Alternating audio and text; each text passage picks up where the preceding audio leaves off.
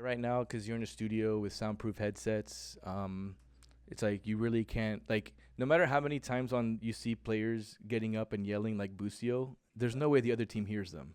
So it's like it's kind of like it's all for nothing. It's kind of for show. Here, as you can see, I'm using regular headphones. They can hear me. So that's why it's like when you were playing back in the day, we would play 5, 10 feet in front of each other, and we wouldn't play with noise canceling headphones. So it was definitely one of those. You get up and yell, and you let your voice be heard. Everyone. Stage 2 in here. I'm here with MiBR's head coach fRoD after an amazing win against Evil Geniuses. After a tough start against 100 Thieves, it seems like MiBR is really finding a great foundation into becoming like a really great team. So kind of just talk to me about first the recollections of after the 100 Thieves series and how the team's been able to improve from that. Yeah, I mean, 100 Thieves for us has always been a tough game. I think they have excellent players. I think that recruiting of Xander was huge for them. EIU is someone I have a lot of respect for when he was playing in the academy team for T1 with me. So that's always going to be a tough game, but ultimately I feel like our team's only getting better day by day because we made these roster changes a little bit late in the transfer window.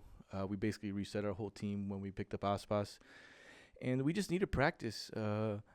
For us as a team, like we're very focused on our stuff, and I felt like, yeah, practice could be what helps us grow as a team and bring new things, but also, at least with the 100 Thieves game and even some of the difficulties that we had against Cloud9 was trying to do a little bit too much when maybe we didn't have all the preparation ready to go. We've had good reads on the teams and what they're going to do and how to do certain things, but we just lacked in the execution part of it, which I think over time we're going to get better, and that's part of my job to stay on top of them, make sure that they correct these mistakes, because here at the highest level, when you're playing against the best teams in the world, these little mistakes is what loses you games. So ultimately we feel like we are correcting a lot of the mistakes that we made and are trying to limit the amount of mistakes that we make. Would you say, is it fair to say that after 100 Thieves, it was really just focusing on nailing down the basics and then just doing that really well first, and then just kind of getting that first before you build and kind of expand with this team? Yeah, a little bit of that because as a team we have to go through some of these errors and correct some of the what you call basics. But ultimately we can't lean back and say, oh, like we're fundamentally bad as a team or fundamentally underperforming. Ultimately, we as professional players need to play at a high level and respect the round, how it should be played properly. But also, I think that we've been ready there. It was just our lack of execution based on the game plan. Sometimes you have to be a team for a little bit longer to, if I pass a certain style of play that we need to play against a specific team, we need repetitions. But ultimately, us losing 3v5s, 4v2s, things like that, those things are, forget the comp, forget the strategy. We can't make those mistakes. So I feel like there's always going to be an element of that, resorting back to the basics and focusing on that, but we can't let that be the reason why we lose, because ultimately as players, we have to progress and improve to limit those mistakes. I'm curious because there's 12 teams in the VCT Americas region, and I think it's fair to say like not every team's equal in terms of just like strength, right? So would your plan change as you progress in the tournament, you play against some of the more, like, I guess, the perceived favorites, or is it all just going to remain the same where right now for kickoff, each and every team is focusing on our game and our basics? We treat every game, or at least I treat and I prepare myself, every team with the utmost respect, which means that I'm bringing something new to the table. So ultimately, regardless if we're playing what's a perceived weak team or a perceived strong team, we're ultimately going to try and bring something new to the table and show them that respect, that they're a professional team. They have potential to be very good. So we prepare accordingly. There are some teams that are maybe underperforming, but at the end of the day, every team made upgrades on their roster. Maybe they're just not clicking right now. Maybe they need more practice. But ultimately, we're going to treat every team with that utmost respect, which is bringing something new. We know that the other teams have solid coaching staffs. Like, even if the players are not performing well and they're losing matches, most teams have a head coach, assistant coach, analyst, and they're breaking down the opponent. So it's my job to kind of the anti-strat, to like think about what the other team's going to bring to the table and how we're going to change what we're doing and how they're like, take a guess on how they're studying us and then try and bring something new regardless of who we play. And like I said, we played a fantastic team, 100 Thieves. Yeah, they got last place in the tournament, but I think with a little bit of better luck, they could have been qualifying to Masters as well. So ultimately, we're going to bring our best and bring something new to the table regardless of our opponent. So as the coach of a team that's relatively new, for kickoff, which is the first like phase of the year for 2025, what would you like to see from this tournament, you know, taking out some of the basic aspects of like qualifying for Bangkok or things like that, or placement wise? If we're talking about process goals, what would you like to see within this team to call this whole run a success? The evolution of the team, but more importantly, the individual players. I think that, you know, it is a team game. We win and lose as a team. But ultimately, if the players can improve a little bit individually, they bring their A game every day, our team as a whole is going to benefit from that. We have young players. We have some rookies. We obviously have Aspas.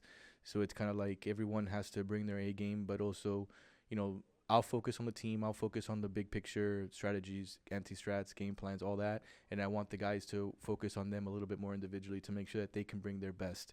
And that's part of my job also, because I work with a lot of the players individually to try and help them understand their role, how to play certain aspects of their role a little bit better, and just to try and teach them the knowledge that hopefully I don't have to repeat myself so much and they become more advocates of what I say. And that's why I'm very proud of like someone like Artizine. He was the only player that was with me last year, and I feel like he has become like my second voice within the game.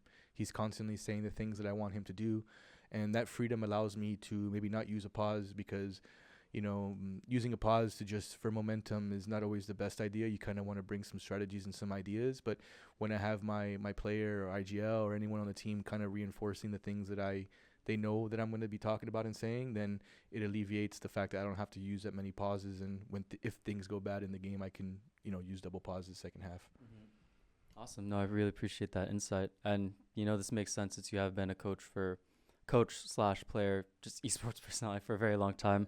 I actually wanted to bring up just some pictures, and I kind of, because I wasn't really around in esports during that time, but I just wanted to get any recollections of any memories that you had from any of these moments. So this is the first picture.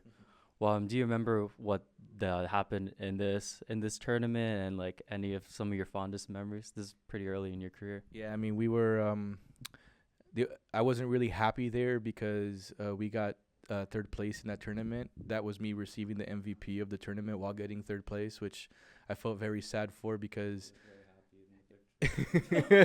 you know, it's one of those, like, we got destroyed in the semifinals, got third place, and then I get a really awesome trophy, which I love. I still have to this day. It's actually made of copper, and the like pure not copper, pure bronze, and the sniper rifle is made of pure gold. It's like a 25 pound trophy. Wow. And yeah. It's so light. No, it's heavy.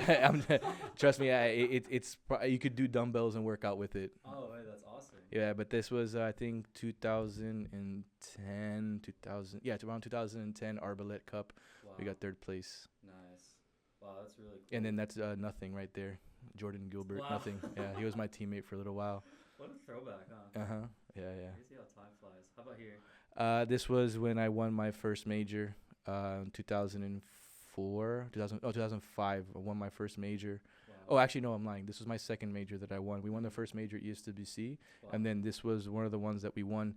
For me, this was one of the most important games and victories that I had in my career, because we had lost to alternate attacks like 13-1 or 13-2 on Nuke. Yeah. They were knifing us. They were using Odins. Like, they just embarrassed us. And when we played them in the grand final, I ended up returning the favor, had a couple knife kills, dropped like 40 kills. So it was very, very gratifying to destroy them.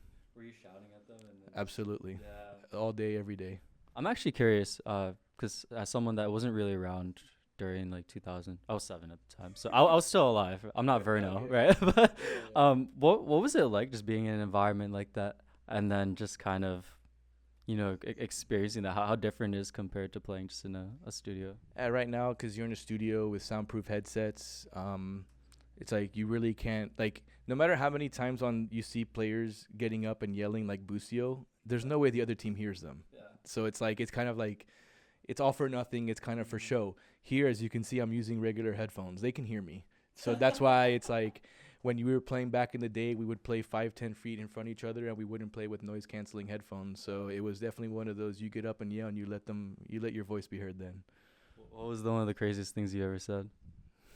you guys suck, things like that. I mean, I was quite a shit talker. I had a lot of respect for all of my opponents. They knew that for me, it was only in the game. I would never be personal like that. But I was the guy running around knifing players, doing a drive-by teabag, yelling at them. So I let them know that I was the man in the server, and outside it was all about respect. And I had a lot of good friendships with them. But I did whatever I could when I was a professional player to compete at a high level and let my voice be heard to my opponent. Awesome. And then just final picture because we're running out of time. Yeah, basically it speaks for itself. We won our game. I took my headphones off and I let them know across the whole room that I'm here. Awesome. Now you're here. Awesome, bro. Thank you so much for your time. Appreciate it.